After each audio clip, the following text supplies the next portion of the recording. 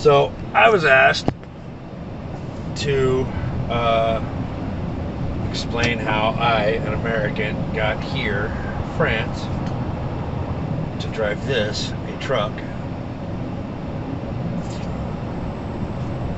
And I'll try to make it as brief as possible because it's a long, boring story. But I drove a truck in the States for 12 years or so. I guess more like 16 or 17 years if you count everything from when I got my first Class B CDL. But driving a big truck, probably about 12 years, 12, 13 years. And I was married to a French woman and have been married to her for a really, really, really long time, like over 20 years. So anyway, driving a truck, and for reasons I just soon not go into, she wanted to, she was in the States, she wanted to move back to her homeland, France. And so she did in 2006. She brought my kid, our kid, and came to France.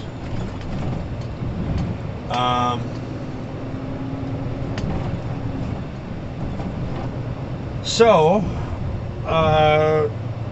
we started figuring out a way for me to move, because it's not like you just pack your shit and leave, you know. It's not like moving, you know, to the apartment complex across the street.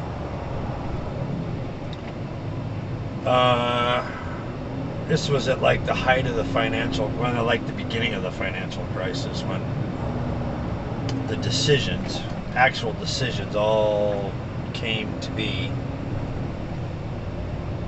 So I got rid of the house, ended up getting rid of the house, getting rid of the cars, the motorcycles, you know, all the crap that goes along with being a modern American male, or human being, I should say, since we're all so woke.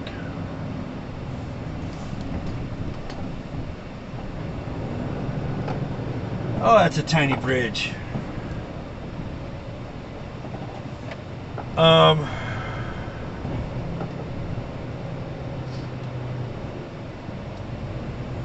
And basically, I mean, you know, it's a simple. You gotta understand something. The French love paperwork. They love it, love it, love it. They love it more than they love their own mothers.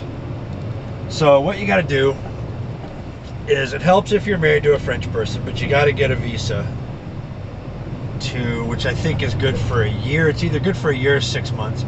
You gotta get a visa, which means you gotta go to your local French consulate, wherever it is. There's like 4, 5, 6 of them scattered around the country. Mine happened to be Los Angeles, because my actual residence on paper was Colorado.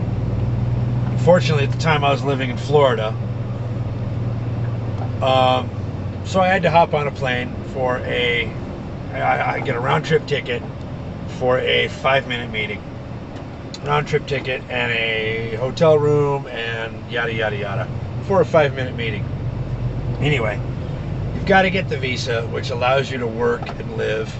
Well, I mean, you can always, I think as an American, you can come to France for like 180 days maximum. So this visa allowed me to actually come here for a little bit longer than that and get a job. So came to France. I had a job lined up. It was working in a Harley Davidson dealership. So I had a job lined up. So I came to France, started working. Hated that fucking job. Hated it. Hated it. Hated it. And you get with, well, all right, let's go back a little bit. You get your visa. You get your 1-year green card, and with that 1-year green card, you get your 10-year green card, which is what I'm on now. I'm on my second 10-year green card. The next step is obviously citizenship, for which I don't have to give up my American citizenship. I can have dual citizenship, which should make airports easier. Anyway, when I got to France, and there's a whole process with that. You got to take classes in French culture. You've got to take language classes. You've got to do all this, like, the French bureaucracy, which is clearly a French word, because they love it. They just love it. So when I got here, started working in that dealership. That lasted for a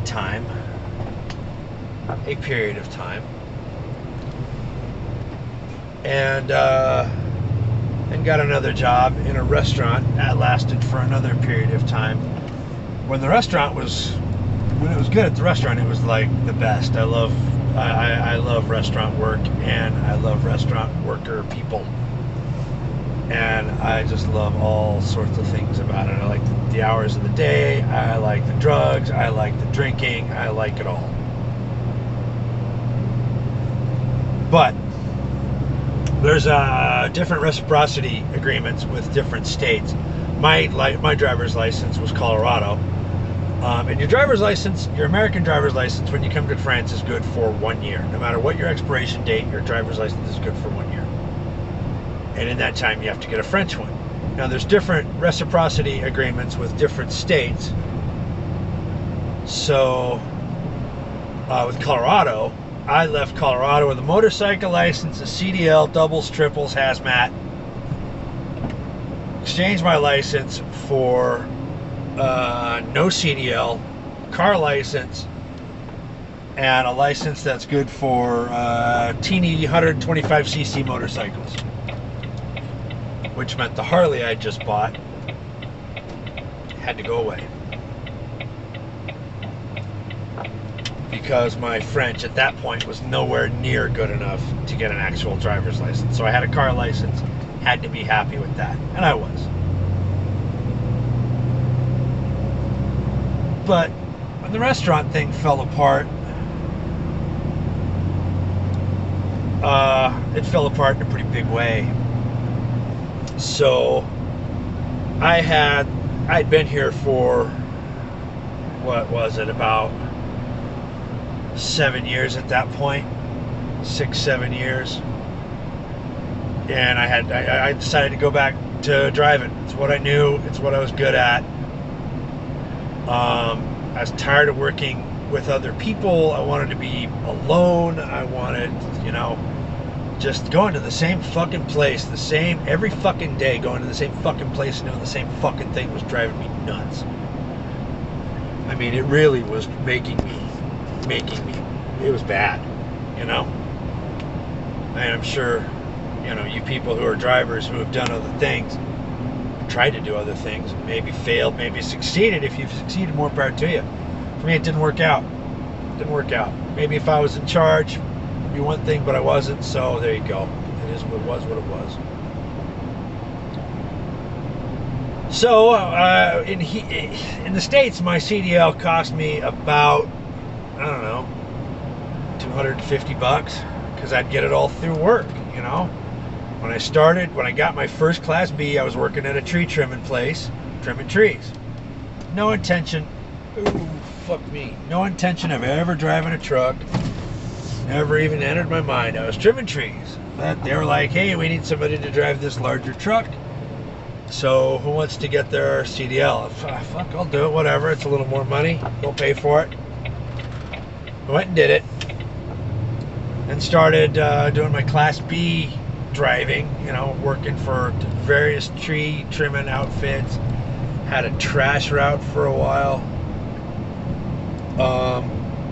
And then started working for this place that delivered liquor locally, right? A liquor distributor that would go to liquor stores and bars and restaurants. It's Class B, no problem. Class B truck, driving around the city, delivering booze.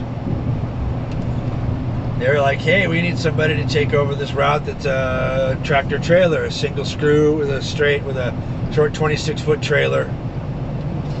Get your Class A. For more money. All right, I'll do it. That job was hard. I mean, really, like, physically demanding. And I was getting older. At this point, I had a child. My brother was actually doing the over-the-road thing for the same company. It was just a pretty reasonably large company in the Denver area.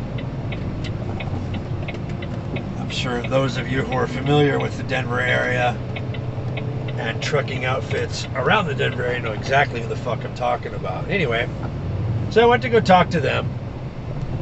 I had my Class A at this point and started going over the road. And they all paid for it. You know, they paid for it. So long story short, my Class A ended up costing me, what, $250, $300, not that much. Got all the endorsements, because that was just, at that point, I don't know if it's different now, but at that point, it was just, you know, a couple of 10-question tests. That's it. I know now for your hazmat, you got to do a background check, because that had just started right as I was leaving, or a few years before I was leaving. So I got that. I had to renew my license and had to pay the $95 for the background, whatever. Anyway, ended up getting a loan to go to trucking school here in France. At that point, my French was good enough. That actually, from start to finish, because I had to pay for my Class B, which isn't called Class B here. It's called something else. And then I had to pay for my Class A, which is also called something else. All told, about 7,500 euros, which is who knows what with the conversion. If you're here, you live here, don't try to do the conversion. Just a euro is a euro, a dollar is a dollar, whatever. So I ended up getting my Class A here and quitting my Class B job, which I had. It was delivering oxygen locally to sick people. Those oxygen bottles that look like R2-D2. They had one, I didn't know at that point, that company didn't have any Class A trucks. They do now, but they didn't then. Small company, great boss, best boss I've ever had, I think, in my entire life, here or there. Anyway, got the license, put out a couple of, actually I put out a bunch of CVs. Where I live, there's not a embarrassment of riches when it comes to trucking companies. There's a few. I mean, they're all over, everywhere. You know, trucking is what trucking is. There's some, certainly. So I put them out within a 60-kilometer or 100-kilometer radius of my house, because I figured, fuck it, you know, if I'm only doing the drive once a week, which is what I wanted, then screw it. They can be as far away as you want. Who cares? So a couple of companies called, and I live way up in the mountains, so I'm kind of hard to get a hold of, because my cell phone doesn't work at home, which is how I like it. And for these people I've worked for them for 4 years, they still can't figure out the fact that my fucking cell phone doesn't work at home. But a couple of people called. One guy said that my French wasn't good enough, which is fine. The next people that called hired me, and that's these people who I work for now. It's a pretty good job. It's got its issues, you know. It's LTL with hazmat, which doesn't pay any better. But at least not me. I'm sure it pays him just fine, but it doesn't pay me any better. But I'm hourly. I don't get paid by the mile or by the kilometer. Nobody does here in Europe, I don't think. Well, maybe in Europe, but here in France, I don't think they do. So I'm paid by the hour. The hours are the same. I work, I think the maximum day I can legally work is 15 hours, which I know is going to be short to some of you guys. At least when I was driving, we didn't have the ELDs. So it was, as long as the paperwork's good, do what you want. And so a 15-hour day was, a normal day. So it's, it's the same here. Difference is I've got an ELD on the truck, so it limits my drive time. You can only drive for 4.5 hours before you have to take a break. I don't know what the laws are in the States because I never drove under one of those in the States. But I know what the laws are here, and I think they're fairly similar. I think you guys can drive for a maximum of 11 hours a day. Here it's 10. Anyway, so that's how I got here. The reason I got the visa in the first place is because I had a wife and a minor child living in France. If you're just an American and go to the consulate and say, hey, I want a visa, they're going to be like, what the fuck for? What do you want it for? Oh, so I can go over there and drive truck. And they're just going to say, hey, we got plenty of drivers over in France. Why don't you hit the brakes there, sunshine? So it is what it is. I guess if you want to come to Europe, drive a truck, job's the same. Trucks are different. Places are a lot fucking smaller. But the trucks are smaller. But what do I care? Because like I would say over there, just like in the States, it ain't my fucking name on the door. So, yeah, get your visa. Marry a European from wherever. Somewhere in the European Union, anyway, is what I would suggest. And go from there. Because the thing is once I get my citizenship, my French citizenship, I can go to Italy and get a job in Italy. Move and live in Italy. It'd be like moving to Missouri from Colorado. And that's anywhere in the European Union. I think. Spain, Germany, not England anymore, but Austria, Belgium, Poland, I think, is in the European Union. But of course, they don't pay drivers for shit in Poland, from what I understand. Yeah, exchange your license.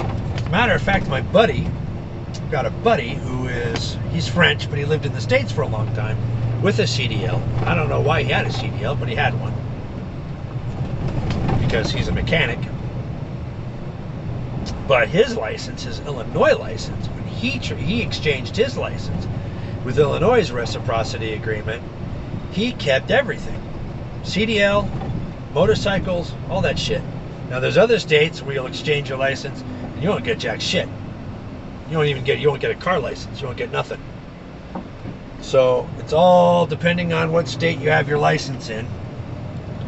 So if you're thinking about doing that and you happen to have a French broad that you're married to, or you're abroad and you're married to a French dude, or whatever, be sure and research what states have what reciprocity agreements. I know there used to be a website that listed them. It was pretty simple, pretty easy. But of course, if you asked me to find that website today, I wouldn't be able to. Nor, to be fair, do I have to, because I have a driver's license. And it's an expensive one. And, obviously you can go through the employment agencies, or maybe find a company that will put you through school on their dime, because everybody knows how expensive it was. I could not wait. I was going to blow my fucking brains out. So I went and got a loan, and I got my license, and I got to work. But if you're going to go for please don't pull out there, you little scooter guy. Please don't. Big truck here. What the fuck was I saying? If you're going to do it, know what you're doing. Do a little bit of research. I don't know why, but comments are turned off on my videos. I'll figure out how to turn them on. I'll try to anyway. Maybe it has to do with how unpopular they are. I have no idea. I think my videos are somewhere in the neighborhood of 5 views each, which is, not what I would call a milestone. But there you go. If you have any questions, and I have comments turned on, which I'll try to do, but no guarantees. Ask away, and I will try to answer them as best as I can. You have to understand now, have to understand though that all this shit was years ago, so my memory is probably not what it used to be because I'm not a young man. Oh, tell me this fucking road's gonna be open later. I hope this road's gonna be open later. I think this road will be open later. Good. All right. Well, y'all, do what y'all do. Have a good one.